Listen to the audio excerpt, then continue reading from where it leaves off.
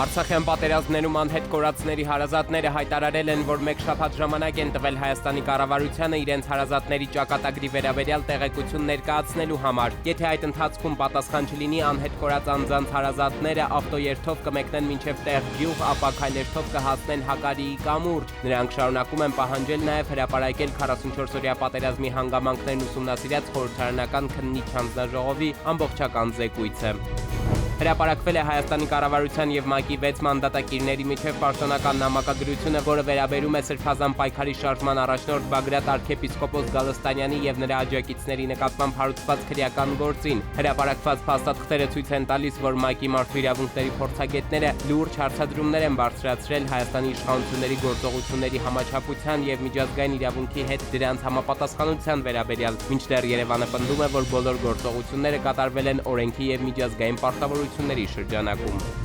Երևանի կենտրոնաբանական այգուց հայտնել են, որ հուլիսի 6-ին ձերբակալված ԲՀԿ առաջնորդ Գագիկ Ծառուկյանի առանձնատնից այգի են տեղափոխվել 3 առյուծ, 4 վագր, 9 կոկորդիլոս և 13 կարապ։ Հիշեցնենք, Գագիկ Ծառուկյանի ձերբակալման օրը նրա առանձնատնից նշված կենդանիներից բացի առգրավվել էր նաև 190 հատ խրտվիլակ, որոնք ճանաչվել էին որպես իրեղեն ապացույց։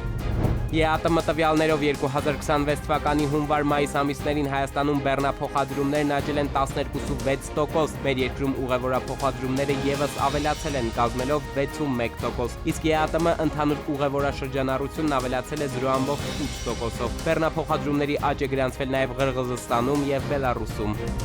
Հայաստանը Չանդլերի ինստիտուտի լավ կառավարման ինդեքսում զբաղեցրել է 64-րդ տեղը, զիջելով Վրաստանին և Ադրբեջանին։ Վրաստանը զբաղեցրել է 43-րդ հորիզոնականը, Ադրբեջանը 57-րդ տեղը։ Տարածաշրջանում Հայաստանը առաջ է անցել միայն Թուրքիայից և Իրանից։ Վարկանիշի առաջին եռյակում են Սինգապուրը, Նորվեգիան և Դանիան։ Եվրասիական տնտեսական միությունը սկսել է ներմուծվող բջջային հեռախոսների email կոդերի ստուգման համակարգի ներդրումը, որն այս փուլում կիրառվելու է Ղազախստանում և Ղրղըզստանում։ Ստուգումը տարածվելու է ինչպես անձամբ ներմուծված սարքերի, այնպես էլ առցանց պատվերներով ձեռք բերված հեռախոսների և պլանշետների վրա։ Հայաստանում ևս email կոդերի միասնական համակարգը ներդրվելու է, ֆիզիկական անձանց ներմուծած սարքերի առցանց գրանցումը կսկսվի 2027 թվականի հունվարի 1-ից։